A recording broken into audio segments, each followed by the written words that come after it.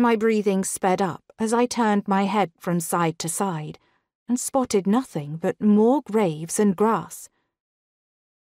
Biting my lip against dizziness as the world threatened to go black, I swore when something sharp split my bottom lip.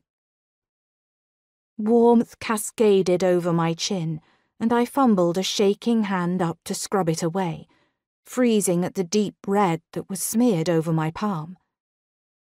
My hand flew up to prod my teeth, so fast I nearly knocked them out, and I sucked in another gasp of air when I felt the odd curve of my canine as the pad of my finger split. Had someone strapped razors to my teeth? Oh, God! Had I been abducted for some kind of organ harvesting or experimentation? But then, how had I escaped? And why couldn't I remember anything? I racked my brain, trying to remember what I'd been doing, where I'd been going, hell, who I was, and came up with nothing. The grave to my left was old, green growth beginning to creep over its stone base and up.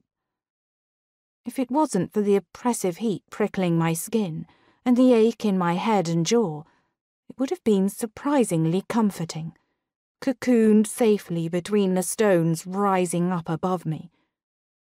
It was tempting to stay here, to just lay down and hope that my memory came back.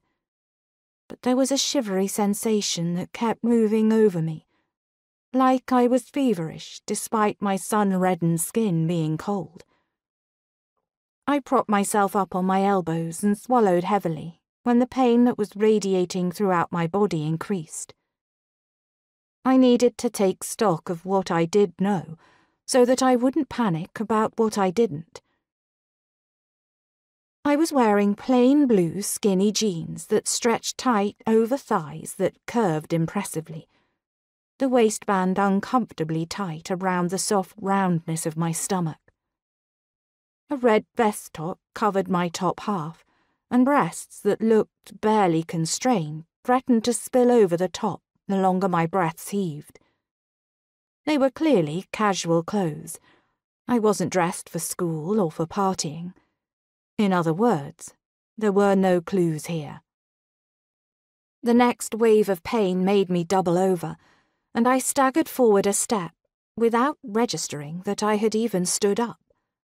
I careened into the tombstone to my left, rebounding to the one on my right as the pain tugged me forward, and I blindly followed, shuddering when the pain eased so suddenly that I straightened in confusion.